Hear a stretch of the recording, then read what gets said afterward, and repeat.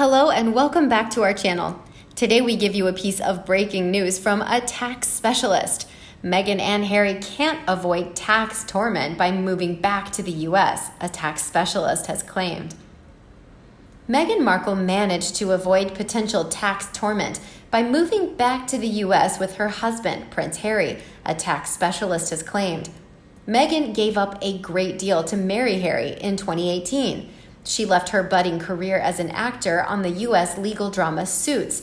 She moved across from North America to Britain and even gave up her lifestyle blog, The Tig, as well as all of her social media accounts. Meghan was also being thrust onto the global stage and preparing to live in the UK full-time. This came with the additional stress of still being tied to the U.S. through her citizenship, which meant she had to be very wary of accumulating huge tax costs when living in the U.K. Tax writer Laura Saunders subsequently issued a surprise warning to Meghan just before her 2018 wedding and advised her to watch out for her finances.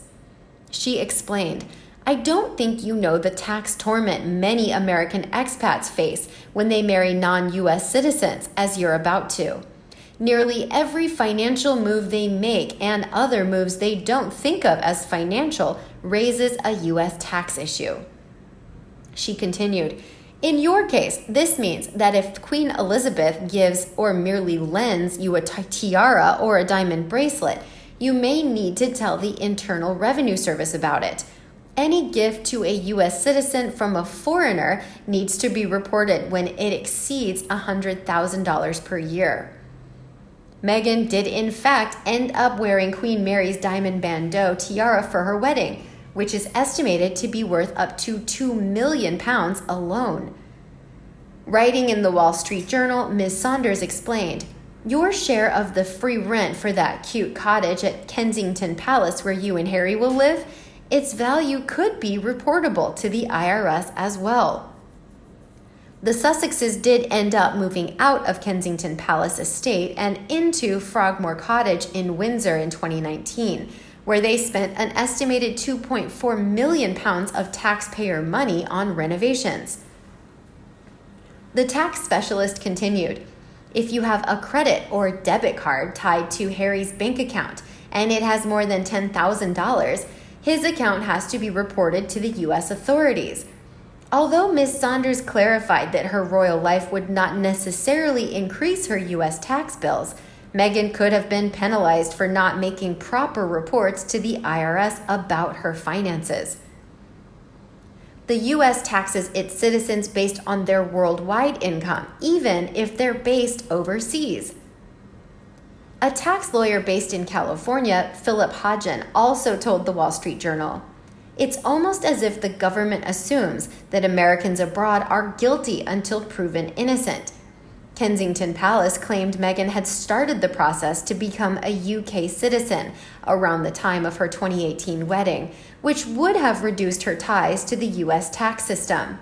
But it has since been assumed that since she dropped this pursuit, having returned to the US. Ms. Saunders also noted that those who renounced their American citizenship while having more than $2 million worth of assets have to pay an exit tax on their net capital gain. Additionally, once U.S. citizenship has been renounced, it's hard to get it back again. Ms. Saunders joked that the Sussexes may soon feel the IRS is a third partner in your marriage. However, the Sussexes have managed to dodge this potential dilemma by moving to Meghan's home state of California. Instead, they will be grappling with Harry's citizenship and his taxes. He has already spent more days in the States than his tourist visa is thought to have permitted, which means he could be liable to be taxed. Speaking to Express.co.uk, tax advisor David Lesperance explained that Harry does have a choice as to whether he ever wants to become a U.S. person for tax purposes, but he's not currently a U.S. citizen or green card holder. Harry could be expected to pay both U.S. federal and California state taxes under the IRS's substantial presence test unless he gets a new type of visa. This test means any foreigner who spends 183 days or more in the U.S. during a 3-year period would have to pay U.S. taxes on worldwide earnings. So, Mr. Lesperance explained, how does Harry spend time in the U.S. from an immigration point of view, but not spend too much time when he becomes a taxpayer? The most obvious one to me is something called an O visa. That's the Extraordinary Ability Visa. I would simply look at his activities with the Invictus Games. As Harry founded the International Games for Veterans, he would be able to show he had a demonstrable record of extraordinary achievement. And more recently, why did Prince Harry and Meghan Markle visit Los Angeles Cemetery on Remembrance Day? For their Netflix show. Seriously, it wasn't just Harry and Meghan's own photographer who snapped pics of the couple laying a wreath at the grave of a serviceman at the Los Angeles National Cemetery. They went to an empty cemetery because people are not permitted to visit on weekends, and Harry and Meghan filmed themselves laying a wreath in honor of Remembrance Day that's observed in the UK. Turns out Meghan and Harry had to secure permits to do this, and they did so after the fact. They didn't visit the cemetery this past weekend since it's been raining in Los Angeles since Friday. Harry and Meghan did their visit before November 7th, which is when Remembrance Day 2020 was observed. So what sunny weekend would Meghan and Harry have used to stage laying a wreath, and not one made of poppies, to remember those in the UK who fought and died in service to their country? Notice Harry wore his military medals. That means he's not commemorating Veterans Day in the USA, celebrated all over the US on November 11th, which is in one day. No, this was sent out on the day the real royals commemorated Remembrance Day 2020. This was a publicity stunt, with the sad story being that Harry wasn't allowed back in the UK to lay a wreath on his name at the cenotaph. Buckingham Palace replied, they, Meghan and Harry, do not represent the monarchy. Let that comment sink in. Got it? Harry and Meghan are not really royal. They are a married couple who once worked as royals, with Meghan being granted that opportunity via her marriage to a born prince. They decided to not continue as working royals. They might have been allowed to show up at certain real royal events had they decided to at least live in Great Britain or somewhere close to the UK. But Harry and Meghan decided to decamp for Los Angeles and then Montecito.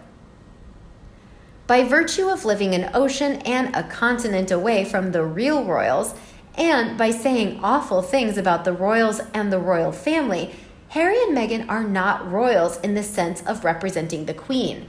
They might call her grandma, but they do not stand in for the monarchy at any point. Harry and Meghan are free to find their freedom since that's what they wanted. That they can run around and film fake events for an audience who doesn't understand that they are kicked out is stunning. Just how many viewers interested in the British royal family will not comprehend that Harry and Meghan are not really royal? Most fans know they were kicked out. They do not represent the British monarchy, so anything royal that they do or pretend to do is fake. Harry and Meghan are pretending no one notices, and I'm sorry to have to be the bearer of real news, but it doesn't hate that lead me to the answer of this question. It's the pursuit of truth. Harry and Meghan play with the truth and massage it for their purposes. Put plainly, they are deceitful and will do almost anything to earn more money. The muddy shoes that Meghan wore to their personal wreath-laying photo op were listed and merchandised on Meghan's mirror, where she gets a cut of the profits. Anything for a buck, that's their motto. A royal fan also had this to say: if someone had secretly videoed the couple at the cemetery and sold the video to the press, I would be, aw, that's a nice thing to do, a private couple in a private visit to a veteran cemetery, right? Look out for a lawsuit from Meghan for the intrusion, but otherwise, okay. But that's not what happened. They're all decked out with their poppies, a British tradition, not American, black apparel, and Harry sporting his military insignia just the way they would appear in the UK if they hadn't quit. What about you? What do you think of Meghan and Harry avoiding tax torment by moving back to the US? Please let us know in the comment section below. Don't forget to like and share with your own followers. And as always, subscribe to our channel for all the latest news on the royal family, Meghan Markle and Prince Harry right here. Thanks for watching, and we'll see you in the next video.